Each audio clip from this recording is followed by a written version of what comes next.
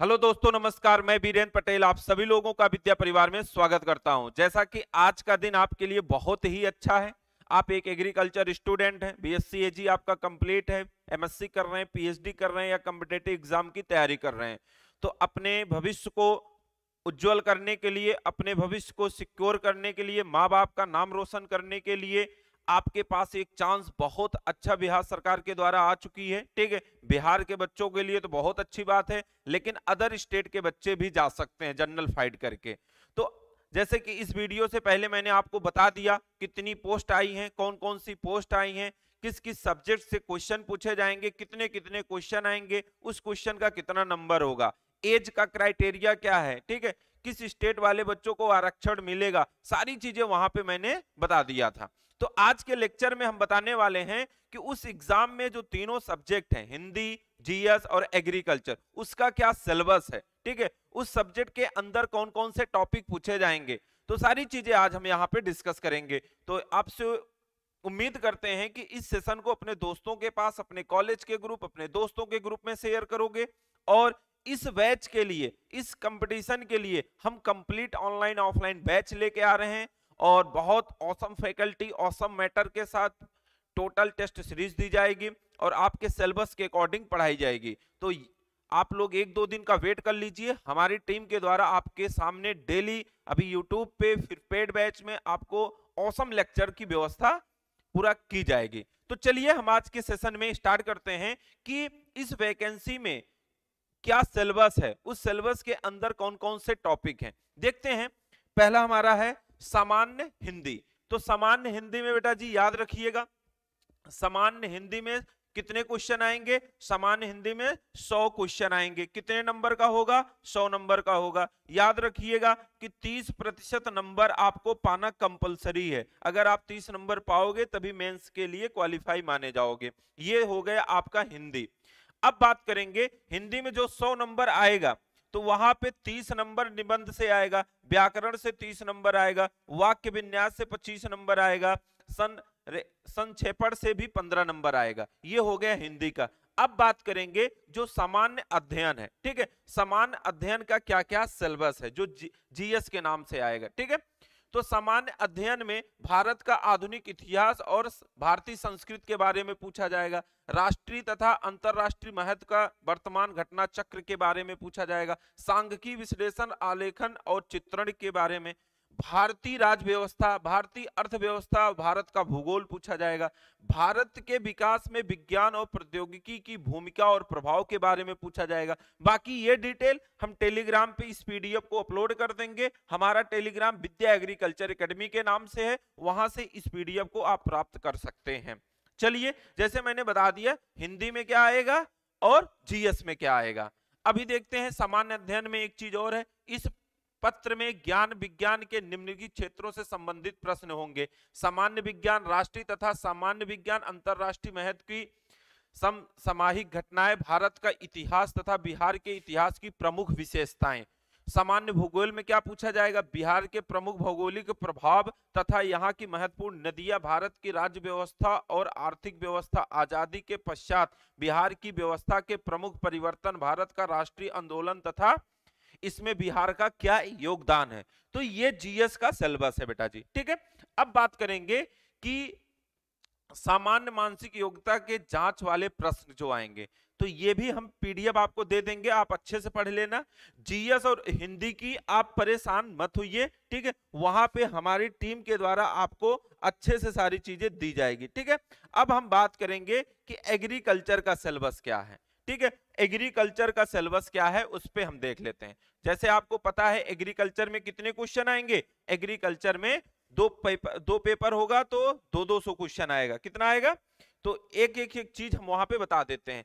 जो हमारा first section है, क्या, जो हमारा फर्स्ट सेक्शन है बेटा जी, याद रखिएगा उसमें क्या आएगा, पेपर फर्स्ट में इन्वायरमेंटल साइंस एंड इट्स, ठीक है, relevance of human and natural resources, ठीक है, इसके बारे में आएगा। मैनेजमेंट एंड प्रोटेक्शन के बारे में आएगा। Factor of production and distribution of crop, मतलब क्रॉप के प्रोडक्शन में उसके डिस्ट्रीब्यूशन में क्या फैक्टर होगा। ठीक है, फिजिकल एंड सोशल इन्वायरमेंट के बारे में आएगा, क्लाइमेट के बारे में आएगा। भाई क्रॉप को ग्रोथ करना है तो उसके लिए क्या क्लाइमेट का एलिमेंट होगा, इन्फ्लुएंस ऑफ चेंजिंग इन्वायरमेंटल के बारे में आएगा। तो सारी चीजें बिहार एग्रीकल्चर, ठीक है, जैसे कि इंडिया का एग्रीकल्चरल जोन है, ऐसे बिहार का भी क्लाइमेटिक जोन है, उसके बारे में आएगा। Crop order in difference agricultural climate zone of the country, effect of high yielding and short duration variety, ठीक है, सारी चीजें, short duration variety, effecting variety, सारी चीजें आपसे पूछी जाएगी। The concept of multiple cropping system के बारे में आएगा, मिक्स्ड क्रॉपिंग सिस्टम, सब क्रॉप एंड इंटर क्रॉप के बारे में सारी चीजें बहुत अच्छे से डिस्कस की जाएगी, ठीक है। फूड प्रोडक्शन के बारे में आएगा। और देखिएगा प्रोडक्शन जो हमारे ग्रेन्स हैं, पल्सेस हैं, ऑयल सीड है, फाइबर है, शुगर है, कमर्शियल क्रॉप है, इनके बारे में सारी चीजें, खरीफ है, रबी सीजन की जितनी भी फसलें हैं उनके बारे में सब कुछ अच्छे से पूछा जाएगा। और जो हमारी मेन स्पाइसेस क्रॉप है उसके बारे में भी पूछा जाएगा, जैसे पेपर हो गया, जिंजर हो गया, टर्मेरिक हो गया, कोरिएंडर हो गया। और देखिएगा यहाँ पे क्या पूछा जाने की संभावना है भैया जी, याद रखिएगा, जैसे फॉरेस्ट प्रोपोगेशन, प्रवर्धन के बारे में, social forestry, agriculture forestry and natural forestry, तो फॉरेस्ट्री से कुछ टॉपिक पूछे जाएंगे, उसके बारे में, उसका करेक्टर क्या है, ठीक है, उसकी पॉसिबिलिटी क्या है, उसका प्रमोशन क्या है, different method of forest planning, आजकल गवर्नमेंट इस पे बहुत ध्यान दे रही है, इसके बारे में पूरा एनालिसिस किया जाएगा। वीड के बारे में आएगा, उसका करेक्टर क्या होता है, उसका प्रोपोगेशन क्या होता है, डिफरेंस क्रॉप में कौन कौन से वीड लगते हैं, उसका कंट्रोल कैसे करेंगे, कल्चरल, बायोलॉजिकल, ठीक, मैकेनिकल और केमिकल के मेथड से जो कंप्लेंट क्या करेंगे, कंट्रोल करेंगे, उसके बारे में सारी चीजें यहाँ पे दी गई है, ठीक है।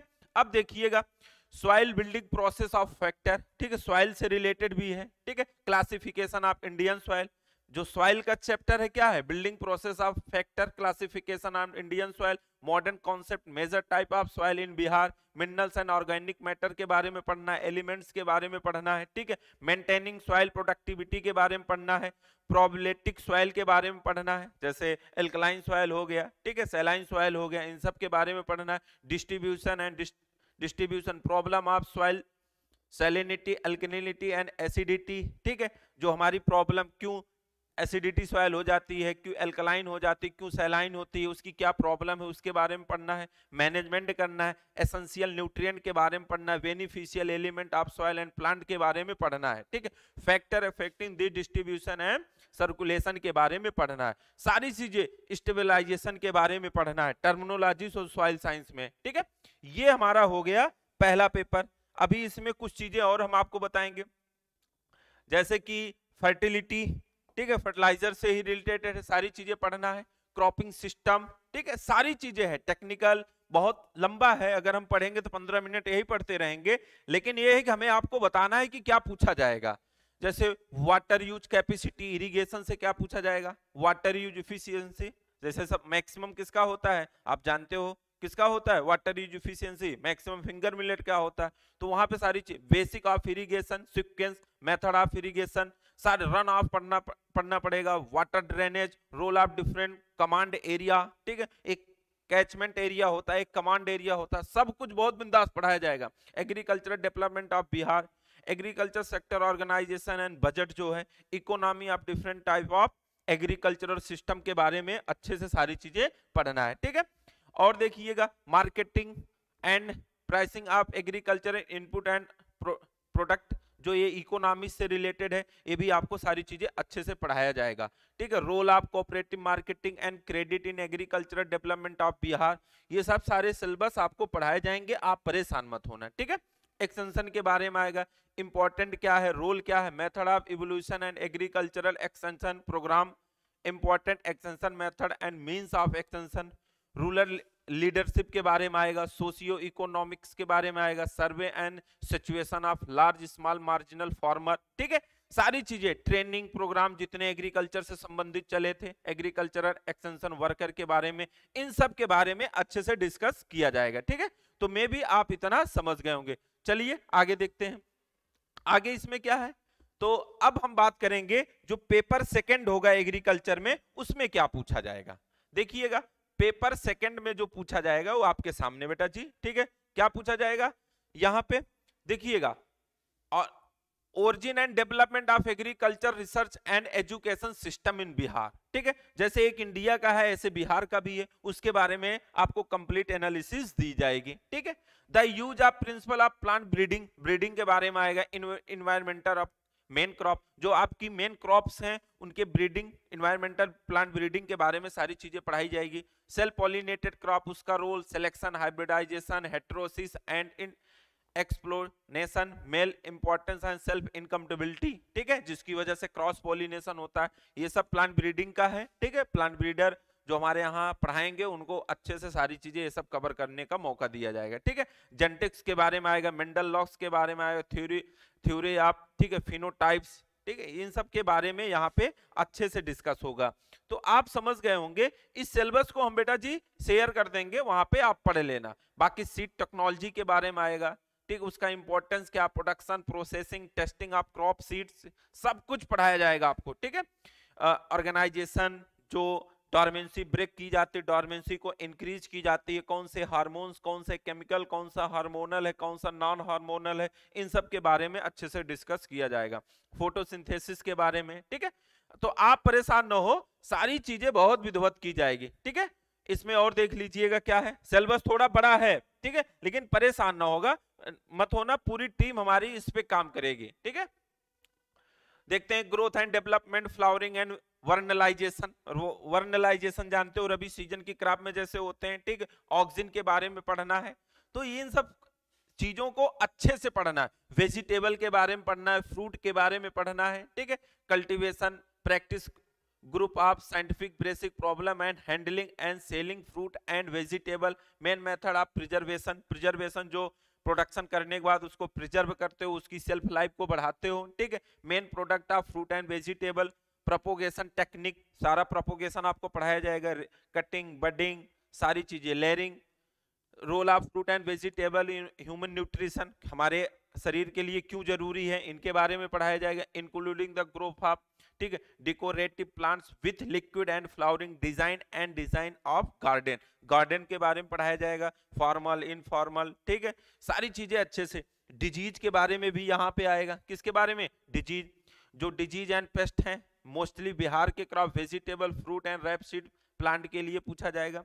आगे देख लेते हैं, तो ये सब सारी चीजें, पेस्टिसाइड के बारे में अच्छे से बताया जाएगा सारी चीजें। तो ये हमारा एग्रीकल्चर का पूरा, सिल्क वर्म के बारे में, ठीक है, silk worm, paddy and fish farming in, क्योंकि जानते हैं वहां पे क्या होता है, उसी के साथ सिल्क प्रोडक्शन करते हैं। ठीक है, राइस के खेत का वहां पे बहुत बड़ा सिस्टम है, राइस की खेती वहां पे अच्छे लेवल पे होती है, पैरा उतेरा कल्टीवेशन वहां पे किया जाता है। तो इन सब बातों के साथ पूरा एग्रीकल्चर आपको पढ़ाया जाएगा। इसमें एक एक चीज पढ़ने का कोई मतलब नहीं था। ये सिलेबस टेलीग्राम, हमारे विद्या एग्रीकल्चर एकेडमी के टेलीग्राम पे आपको मिल जाएगा, वहां से इसको आप लेके डाउनलोड करके अपने पास रखिए, नोट्स बनाइए। बाकी विद्या परिवार आपके लिए काम कर रही है, उसके लिए आप परेशान मत होना। ठीक है, उसके लिए आप परेशान मत होना। ये वीडियो हम आपको शेयर कर देंगे। ठीक है, ये वीडियो हम शेयर कर देंगे। तो कहने का मतलब सिलेबस जो आपको था वो आपको पता चल गया। ठीक है, और रही बात क्लासेस की, क्लासेस हमारे ऊपर आप छोड़ दीजिए, हमारी टीम के ऊपर छोड़ दीजिए। अगर आप विद्या परिवार से जुड़ोगे, इस चीज का वादा है, ठीक है, कि मजा आएगा। मैं इससे पहले कभी वीडियो लेके नहीं, उसका रीजन था मैं अपने काम पे व्यस्त, अपने मैटर पे व्यस्त। ठीक है, लोग जरा सा कोई कट कहीं पा गए, मंत्री का पोस्ट पा गए, लोग उस पर वीडियो बनाए, लेकिन मैंने ऐसा कभी नहीं किया। इससे पहले टीजीटी पीजीटी वैकेंसी मैंने खूब सारा लेक्चर दिया। आप मेरे यूट्यूब से जुड़िए, वहां पे डेली सुबह 8 बजे हम फ्री क्लासेस देंगे। आप जुड़कर हमारी टीम को चेक करिए, हमारे कंटेंट को चेक करिए।